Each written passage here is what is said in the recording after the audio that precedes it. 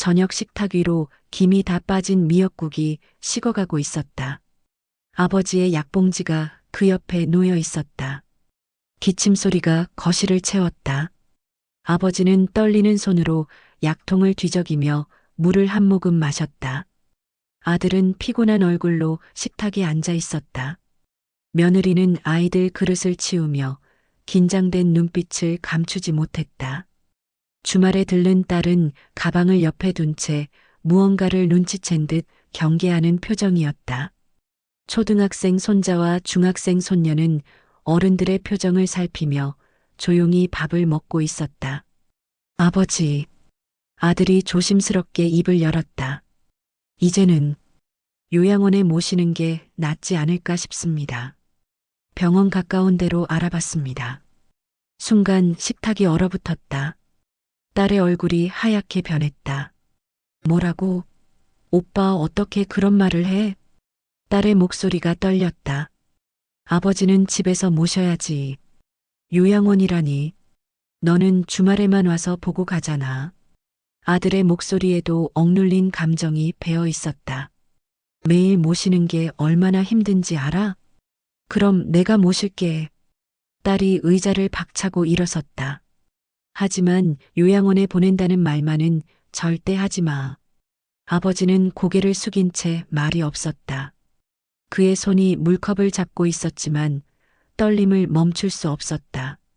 며느리가 참았던 말을 쏟아냈다. 저도 10년 넘게 아버님 모셨습니다. 그녀의 목소리에 울분이 섞여 있었다.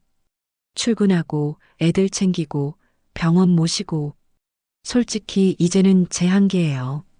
형님, 딸이 며느리를 노려봤다. 그렇게 힘드시면 제가 모실게요. 하지만 아버지를 요양원에 보낸다는 말만은 하지 마세요.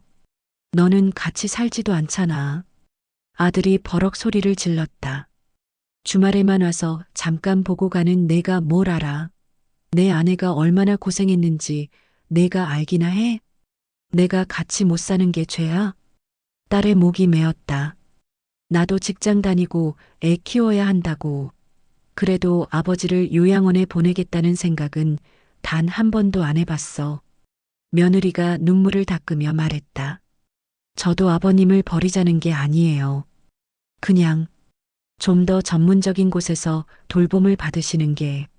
아빠, 손자가 조심스럽게 아버지의 옷자락을 잡았다.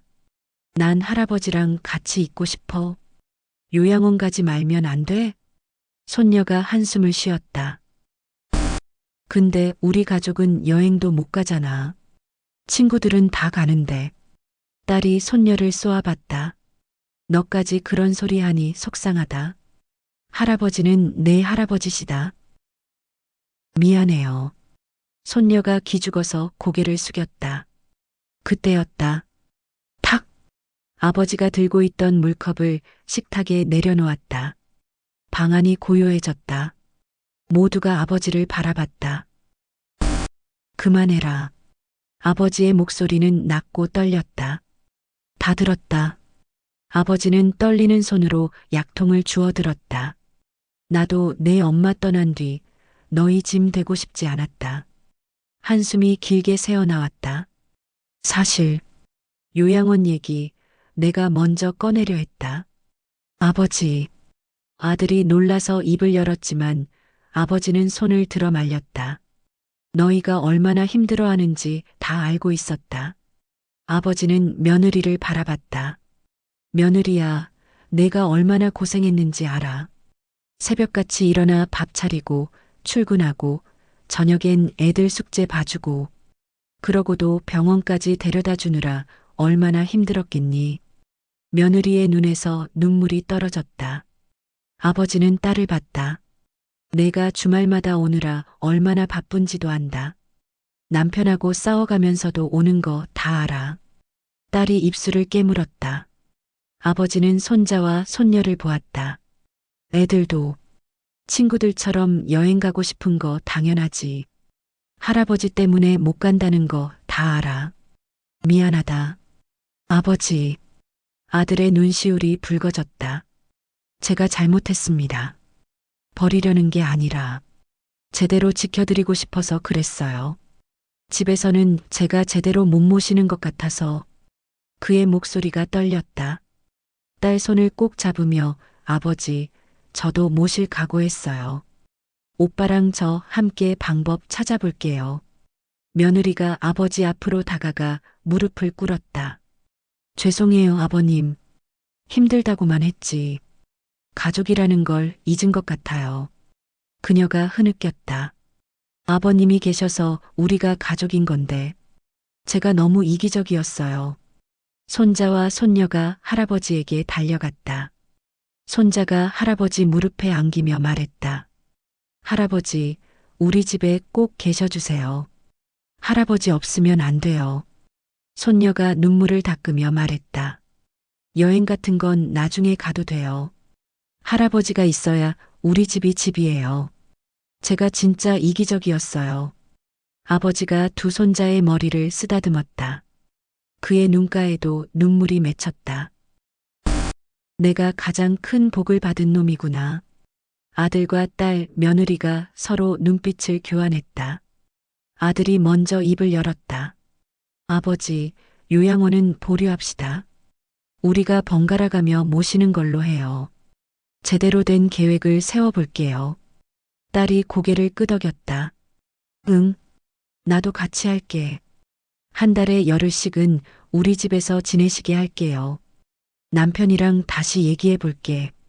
며느리가 눈물을 닦으며 말했다. 제가 좀 더 힘내볼게요. 우리가 함께하면 할 수 있을 거예요. 아버지가 눈물을 닦으며 말했다. 고맙다. 너희들이 있어서 내가 행복하다.